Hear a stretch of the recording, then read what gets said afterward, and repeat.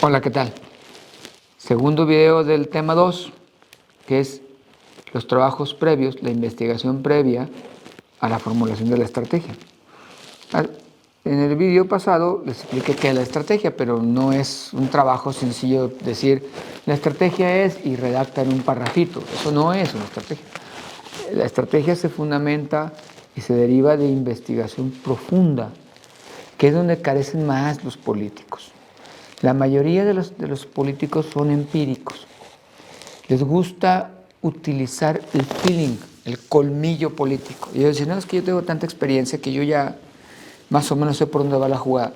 Y no hay que despreciar el colmillo político.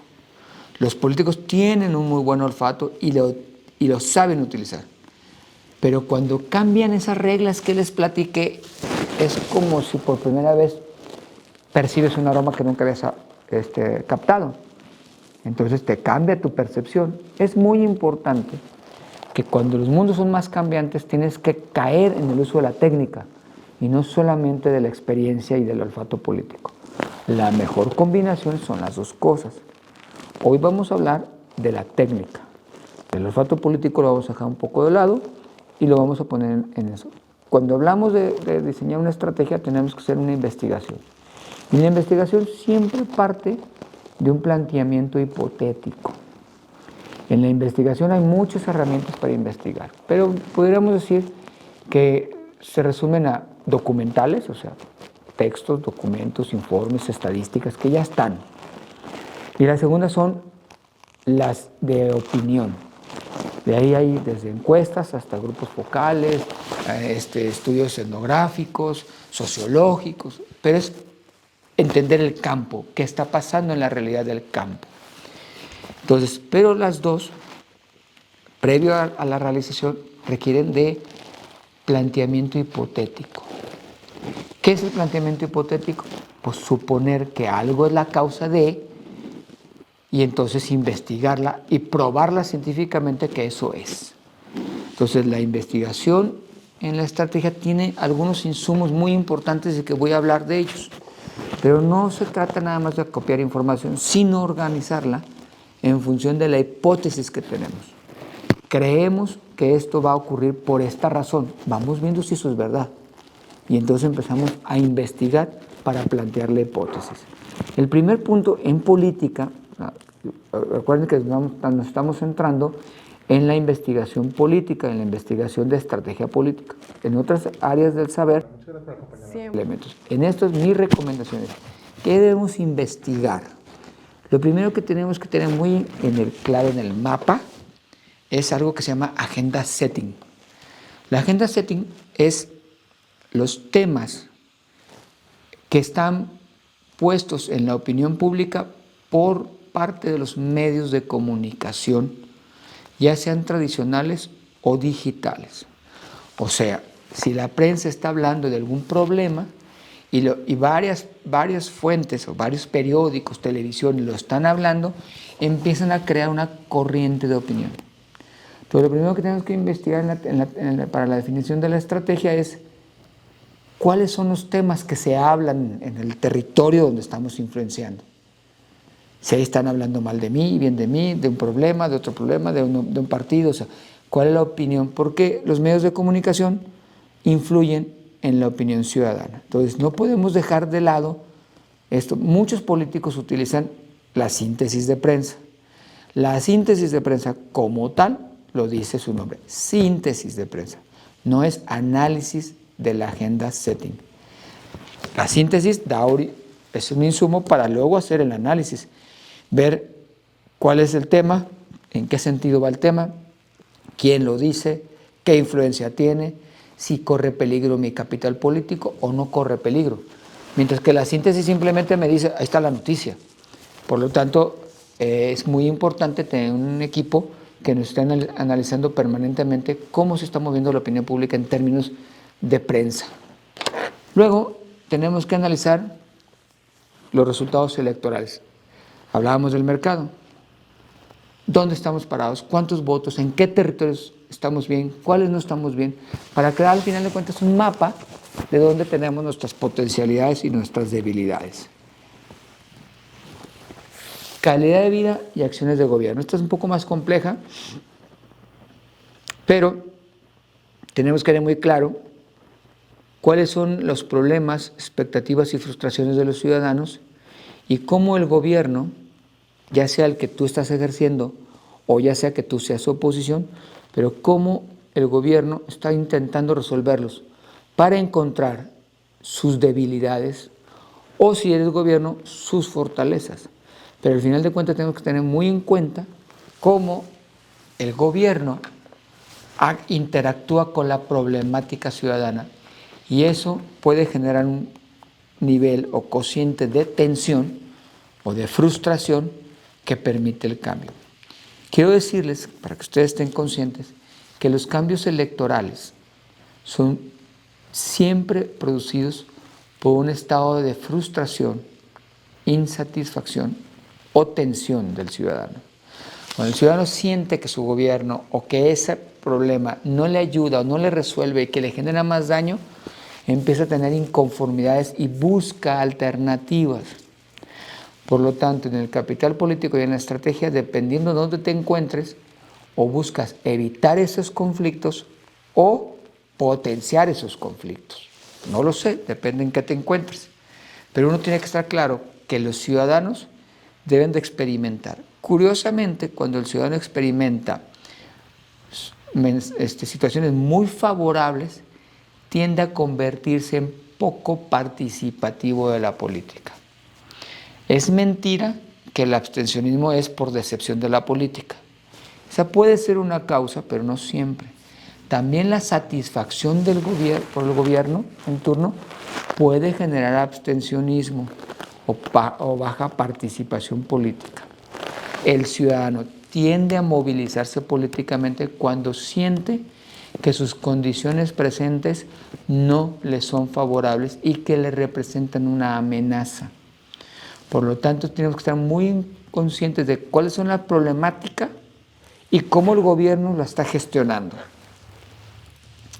Luego, actores políticos e historia de vida. O sea, ¿quiénes están como actores políticos? ¿Quiénes son? ¿Qué trayectoria llevan? ¿Y cómo se han representado en su vida? Porque el estilo de vida, y no me estoy refiriendo al escándalo, déjenme decirles, seguirá saliendo el comentario durante la clase, pero la guerra sucia y el escándalo no da rentabilidad política. Da expectativa y emociones hasta cierto nivel, pero después se elimina. El ciudadano lo que quiere saber es si tú o tu cliente, tu líder político, tiene las capacidades para ayudarle a vivir mejor. Por lo tanto, tus competencias y los estilos de vida de los actores son determinantes. ¿Sí? Entonces, esos no hay que olvidarlos y dejarlos de lado, ¿no? ¿Cómo están los actores y cuál ha sido su estilo de vida? Y por último, el propio desempeño. Hace rato hablaba de la gestión del gobierno en la acción, pero no nomás es la gestión de los problemas. El desempeño como tal es la calificación general de lo que se ve como desempeño de gobierno. Entonces, antes de formular una estrategia, tenemos que saber cuáles son los temas que están en el medio ambiente, cómo están influyendo, cuáles son los problemas de la sociedad, cómo gestiona el gobierno, los actores políticos y qué cualificaciones tienen esos actores. Con ese contexto uno puede empezar a formular la estrategia.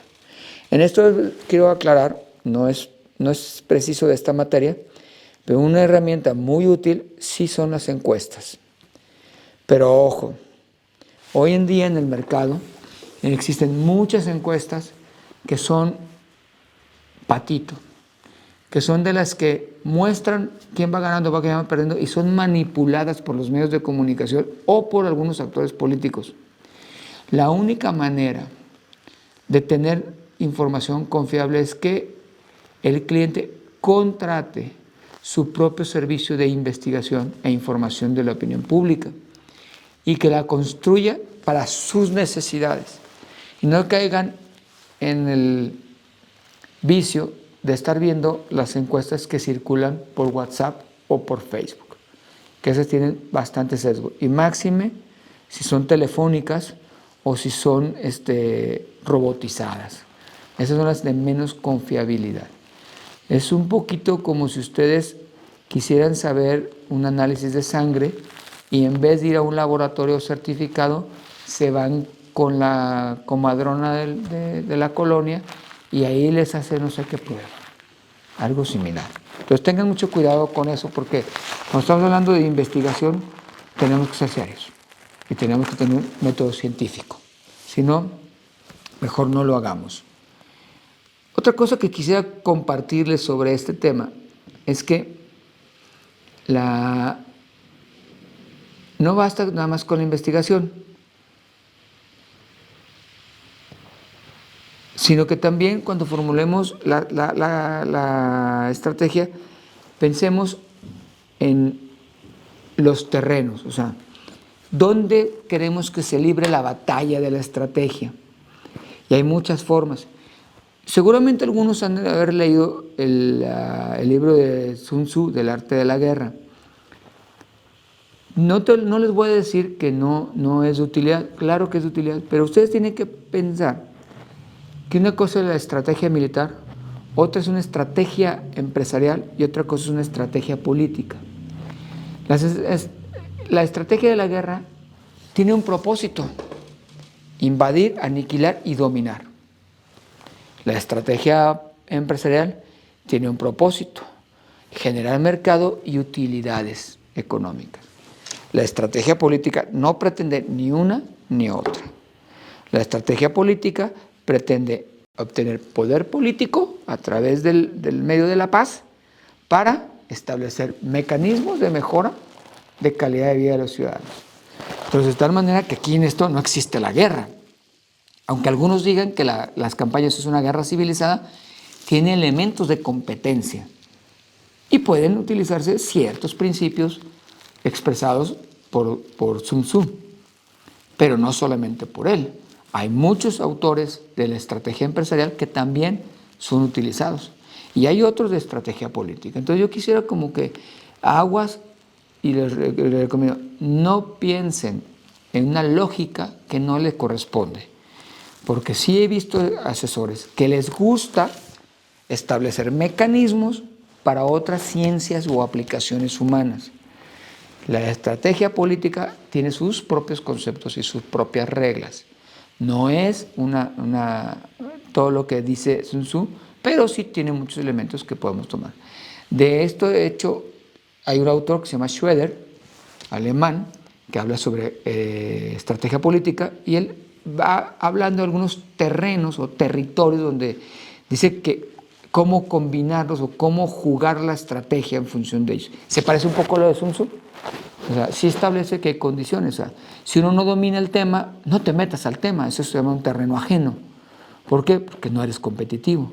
Si te metes a un tema donde está polarizado, y entonces aquí vamos viendo algunos, los tienen en su guía, no voy a ser profundo, sino que tienen que canalizarlos, pero cada vez que establezcamos una estrategia, hacemos la investigación, definimos lo que queremos de horizonte y planeamos sobre qué terreno queremos jugar. Ahí es donde entra el tema de la teoría de canchas. Yo quiero jugar en un terreno nuevo, que ni él ni yo conozco, porque voy a empantanarlo. Ok, entonces voy y establezco acciones para eso. No, quiero irme a un terreno donde yo domine el territorio, o voy a decir, yo siempre he sido un político catalogado como conservador. Me voy a ir a las fronteras. O sea, el terreno fronterizo quiere decir más cercano a una postura no tan centralizada del conservadurismo que ayude a segmentar o a atraer mercados diferentes que piensan diferente. Todos son útiles, pero está en función de la realidad política que vivimos y que queremos plantear. Si tenemos, por decir, a veces nos pasa en las campañas, dos candidatos, los dos se parecen, son jóvenes, varones, postulan lo mismo, vienen de partidos similares. Entonces tenemos que buscar un territorio fronterizo, porque si no nos distinguimos va a ser muy difícil que el elector le quede claro por dónde obtener el voto. Esas son las cosas que tenemos que ver, pero si tenemos un candidato polarizante, Hoy podemos decir que la próxima elección será posiblemente para presidente de la República una elección polarizante, porque en este momento la política en México está polarizada. ¿Y qué pasa con el centro de los electores? Quien logre entender mejor su territorio pudiera atraer a aquellos neutros. Entonces pueden establecer un territorio diferente. Entonces hablamos de territorios. El primero es el patio ajeno, que es meterte, a menos que tengas una muy buena razón, es meterte en el territorio del otro y jugar, pero tiene su ventaja. Creo que cuando uno empieza a atacar al adversario en su territorio, lo que obliga es a que se repliegue y se reconcentre en su fortaleza, evitando que se metan a tu territorio. Vamos a suponer que una ciudad tiene predominantemente un territorio que no te vota por otro. Entonces, yo he visto que se comete el error de decir, vamos a ir primero, o sea, no es que sea un error, pero puede ser un error estratégico dependiendo del planteamiento, y dicen, vamos a irnos a tal segmento. Cuando si creemos que el otro grupo puede crecer, si no le vemos oportunidad, no le recomendaría esta, pero si veo que tiene oportunidad de crecimiento, sí me voy a su territorio a generarle inestabilidad primero. Porque entonces lo voy a tener suficientemente entretenido en su territorio sin que toque el mío. Pero si veo que no tiene posibilidades de crecimiento, porque por más que crezca no me alcanza, entonces sí me concentro primero en mi territorio y evito confrontaciones en su territorio. Entonces depende de la circunstancia, ¿no? Ahora, todos los territorios tienen su circunstancia.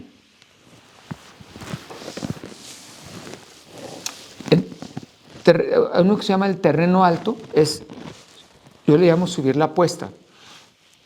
Yo puedo aliarme con otros grupos políticos o de la sociedad que me permiten estar por encima de mi oponente. O sea, yo tengo una altura en el manejo del medio ambiente y mi oponente es similar. Pero si yo me alío a un grupo de la sociedad que está en ese tema, entonces yo tomé otra altura. O sea, me pongo en una posición superior a la de mi oponente y me permite poder jugar con otras estrategias porque ya tengo un aliado que me da esa altura.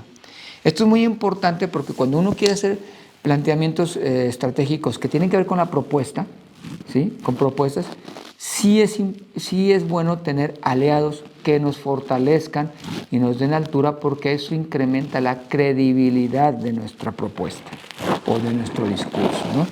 Luego tenemos el terreno fangoso.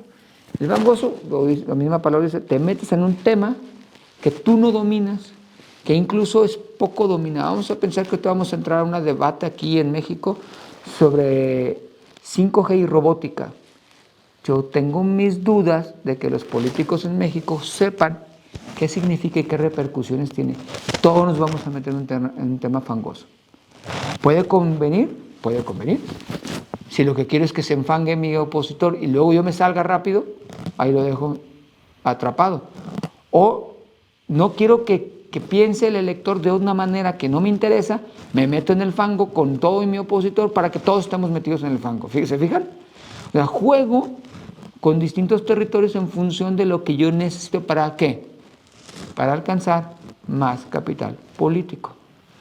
Así como el territorio fangoso, tenemos el territorio que se le llama el autor entre el cañón. Son zonas estrechas donde el debate se presta muy poquito y que eres muy vulnerable porque cualquier movimiento quedas exhibido, ¿no? Entonces, hay cosas muy obvias en el debate político que te meten en un cañón, ¿sí? Entonces, sobre todo aquellos que son radicales, es muy peligroso elegir un tema radical si no estás en el colectivo. Evitemos temas radicales. Luego,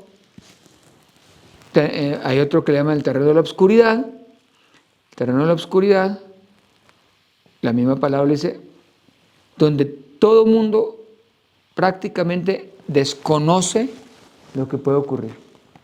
O sea, es probable que el día de mañana, vamos a suponer que, ya ven que ha habido quemas de vehículos desafortunadamente por la delincuencia organizada. Es un tema oscuro porque la primera vez que ocurrió nadie sabía cómo reaccionar, desde el punto de vista de declaraciones hasta el punto de vista táctico de seguridad. Son circunstancias oscuras que se te presentan. Tú puedes construirlas o puedes estar preparado o con un plan B para enfrentarlas. Luego hablamos del terreno de nadie. El terreno de nadie es un terreno donde el tema no es abordado por ninguna fuerza política e incluso por los propios electores.